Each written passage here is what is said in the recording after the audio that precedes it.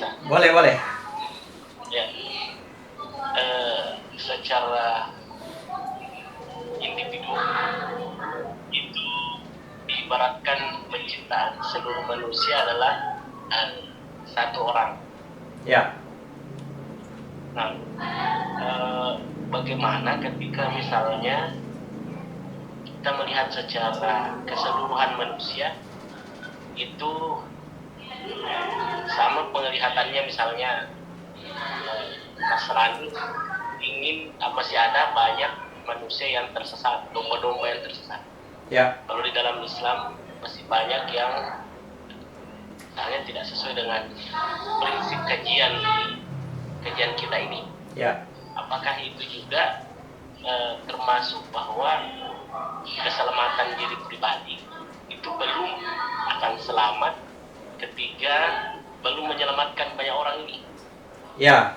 Jadi tidak ada kesangkut pautnya. Jadi perhatikan dulu tentang aku yang bernilai, atau manusia itu yang bernilai satu diri. Jadi ketika Allah menciptakan manusia dari diri yang satu keluar aku, ya. Jadi inilah satu-satunya, aku inilah satu-satunya manusia yang tercipta melalui jalur dari aku rahasia, lalu dihijab oleh cahaya sebagai ruh, lalu diserupakan melalui jiwa, lalu masuk ke dalam jasad, terlahir, namanya lah Ami. Ya.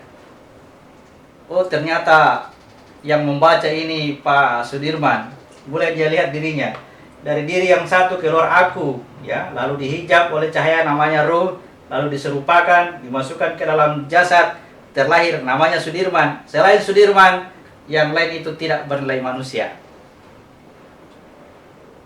Bisa ya? Ya. Selain Sudirman, yang lain itu terlahir melalui jalur hawa nafsu. Perhatikan, dari diri yang satu muncul pasangannya, dari keduanya terciptalah semua laki-laki dan perempuan yang banyak, termasuklah Amin, termasuk Kifli, termasuk siapa saja. Selain Sudirman itu terlahir dari ini, dari semua yang berpasang-pasangan, baru muncullah semua di sini manusia, ya. Seluruhnya manusia terkumpul di sini. Di sini Pak Sudirman mengetahui segala hal tentang petunjuk, dan dia memperhatikan kebanyakan manusia ini tidak berada pada jalur petunjuk, ya. Kebanyakan orang-orang ini, kenapa mereka ini diadakan? Supaya kita menjadi khalifah terhadap mereka ini semua, ya. Kita akan dimintai tanggung jawab terhadap apa yang kita lihat di antara mereka. Tanggung jawab yang dimintakan kepada kita itu adalah kemampuan kita. Apakah yang kita mampu?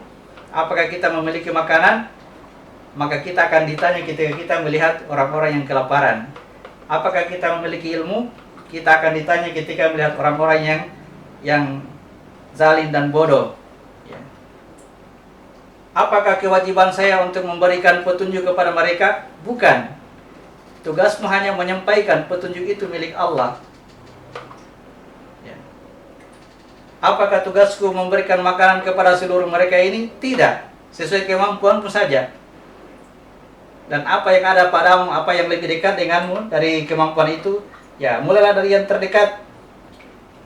Kalau masih ada kelebihannya, lanjutkan lagi dari yang selebihnya. Jadi munculnya orang-orang di sekeliling kita dengan penampakan atau penampilannya bahwa kesannya mereka jauh dari apa yang kita paham sekarang, itu berarti bahwa Allah itu sedang membukakan lahan, membukakan kebun bagi kita untuk menanam. Ya, kita harus menanam. Buahnya adalah kita yang menikmatinya. Buah itu adalah Isa. Kenapa selalu Isa dikaitkan dengan buah? Karena inilah al-haq, inilah kebenarannya. Ya. Dengan memaksimalkan kemampuan yang ada pada diri kita ini, memberikan manfaat kepada orang lain di sini, di wilayah penciptanya melalui jalur hawa nafsu ini, ya. Kita bertanam di kebun, menanam di kebun, kita akan mendapatkan buah. Ya, buah itu adalah kesempurnaan diri kita sendiri atau fitrah. Ya. Jadi fitrah ini sangat tergantung kemampuannya ini. Kemampuan dalam artian dia menyerahkan seluruhnya, ya, atau ditahan-tahan. Ya. Jadi bukan banyaknya kemampuan yang dia miliki, bukan, tetapi kemampuan yang ada itu dimaksimalkan atau tidak. Artinya kalau dia kemampuannya sebagai guru biasa, maksimalkan bekerja sebagai guru dengan penuh keikhlasan, memberi manfaat kepada murid-murid di sekolahmu. Di situ kemampuanmu. Ya, jangan lagi mengajari orang-orang yang ada di luar negeri karena bukan tugas kita. Ya. Tugas kita sebagai polisi, ya, dimunculkan di hadapan kita ada orang yang mencuri, ada orang minum-minum keras, ya. Tugas kita mengamankan mereka supaya tidak terjadi kekacauan pada mereka ini. Itu tugas sebagai polisi. Kita akan ditanya tentang itu. Kita tidak akan ditanya bilang kenapa mereka bisa mencuri, kenapa kau tidak berikan makanan. Karena itu bukan tugas saya. Tugas saya itu adalah sebagai polisi. Jadi keberadaan manusia sebagai satu diri adalah diri kita sendiri.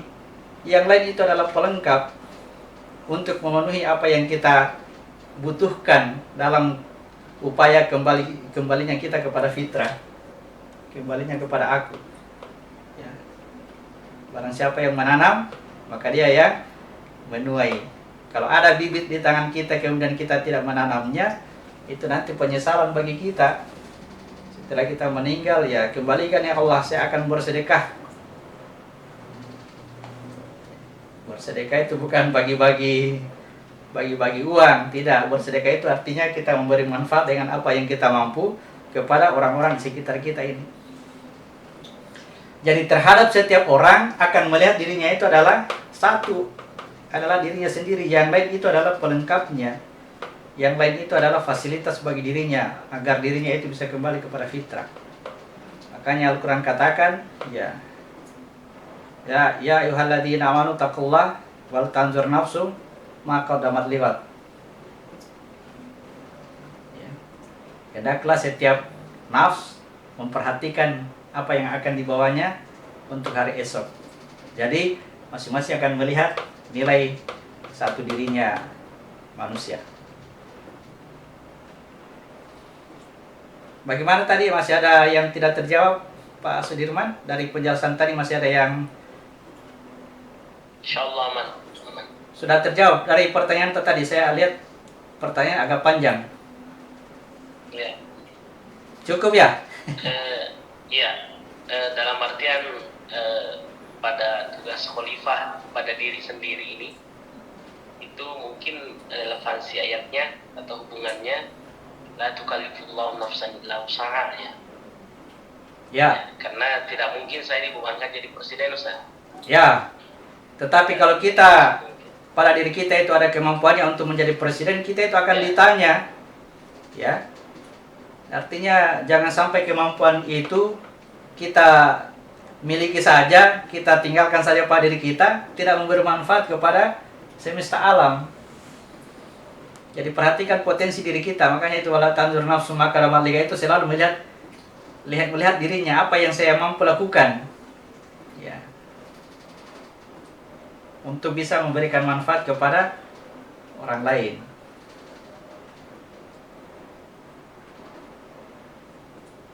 Jadi kita tidak orang-orang di sekitar kita yang zalim dan bodoh itu bukan menjadi penyebab bagi kita sehingga kita menderita di akhirat. Ya. Yang menjadi penyebabnya adalah kita memiliki ilmu dan kita tidak memberi manfaat terhadap ilmu itu, sedangkan Allah sudah membukakan lahan kepada kita dengan adanya orang yang zalim dan bodoh.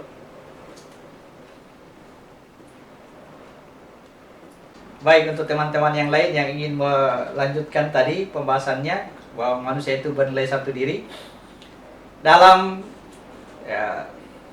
keilmuannya Isa menyampaikan ajarannya dikatakan bahwa Allah itu mengirim putranya yang tunggal ke muka bumi. Jadi yang dikirim oleh Allah ke muka bumi itu adalah putra tunggal atau satu saja. Satu saja. Sayangnya ya, putra tunggal yang satu ini keliru dipahami sehingga hanya meyakini bahwa ya yang disebutkan sebagai putra tunggal itu adalah ya, Isa yang dilahirkan oleh Bunda Maryam di Nazaret lalu dibawa ke Yerusalem. Selain itu bukan putra tunggal. Oke. Yang lahir di sana itu adalah contoh bentuk nyata dari penjelasan tentang putra tunggal.